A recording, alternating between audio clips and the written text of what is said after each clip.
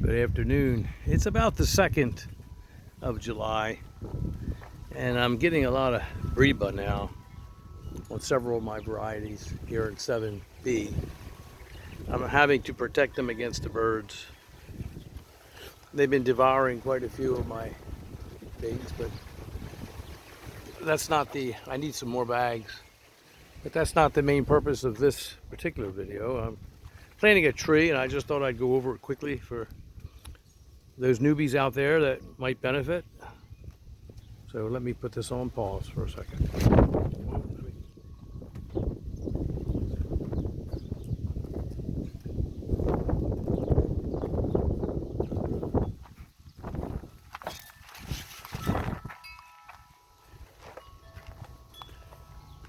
I've been in there with my ladder, putting the bags on, trying to protect my Breba. Now, if I can see the pause button, I'll be in good shape. There it is. This variety is also being protected, and I have to, because believe it or not, they come right up on the porch and get my figs right on the porch. These particular birds that are more accustomed to figs growing natively in this location are far more educated and determined. Very difficult to dissuade. Here I'm planting another tree, one of my all-time favorites, a Rondi Bordeaux. And it's a beautiful specimen. It's heavily laden, lots of fruit. I've got it all tied up for the trip down. I've got to release it. Maybe I'll leave it tied for tonight. It's very windy today. But I just wanted to go over quickly. I brought down a lot of soil that I knew was nematode free, lots of it. And this whole bag is filled too. And it was the same preparation mix that I featured in my last video with my Goldilocks mix.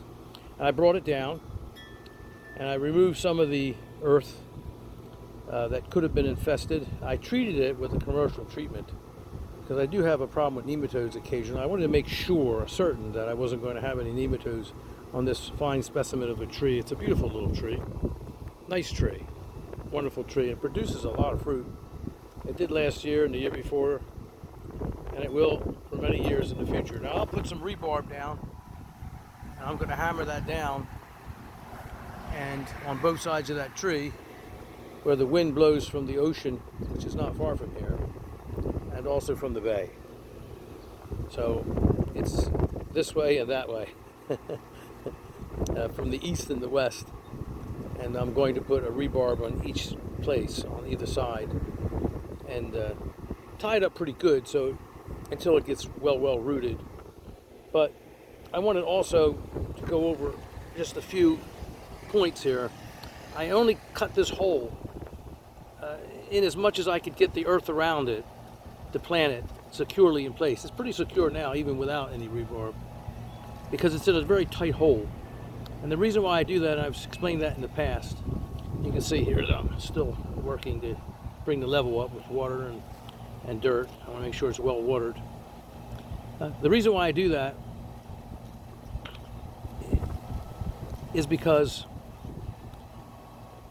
when you plant a tree, if you dig a real big hole, like it tells you to do for many other fruit trees, and put lots and lots of organic materials in there and fertilizer and everything, what's going to happen is you're going to get a tree that grows quickly, maybe too quickly,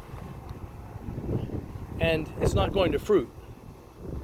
It might not fruit really for years, or if it does, it will fruit sparsely. So I like a very dense fruit. I like lots and lots of fruits on my trees.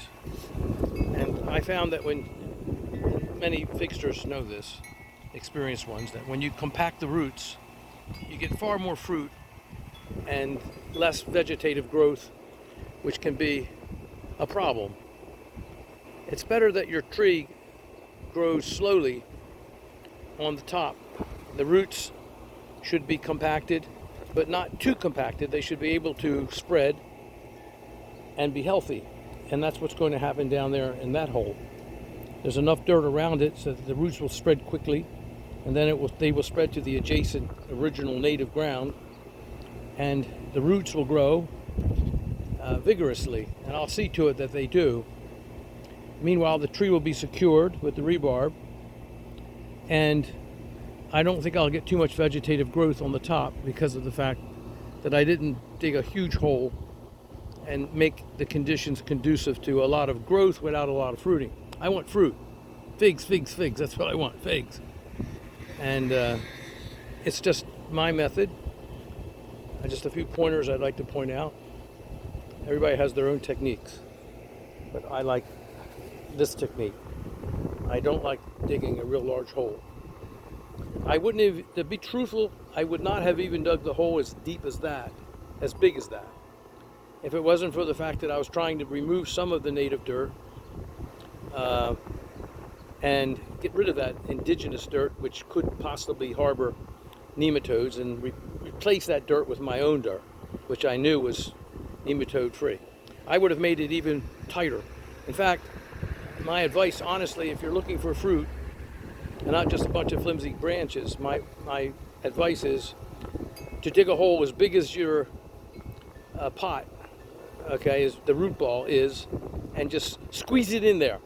If you know that you're nematode free, that's what I would do, and that's what I recommend. That's what I usually do. Here in this place, I had to compromise. The hole's not real big, but it's a little bigger than I really wanted it to be because of the nematode problem. I'm getting a lot of wind, and I'm hoping that you'll be able to hear all this without a lot of interference. Here I've got a bunch of Breba. Here's a beauty. Right now I've got to get something on that before the birds find it. And I've got more Breba here growing, and they're all over the place. I've got a lot. I'll just take a quick walk, very fast. I've got to get back to work. I've got so much work to do today, but I'll show you what's going on over here. The birds are attacking my fruit viciously.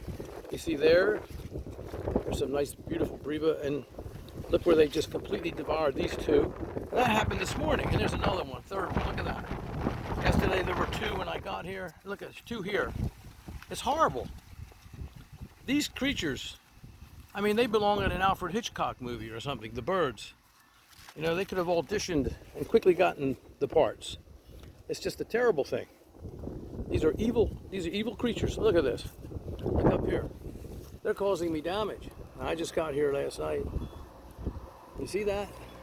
I can't see if you can see it. It's too bright out here, but they're just destroying everything. So I put a few bags on, and I have a few more in the house. I'm going to come out here as soon as I get free and protect the rest of these figs, because they're everywhere. I have a lot of figs, and I don't want them being destroyed by these birds. It's really a problem. Okay, with that, thank you for visiting, and good day.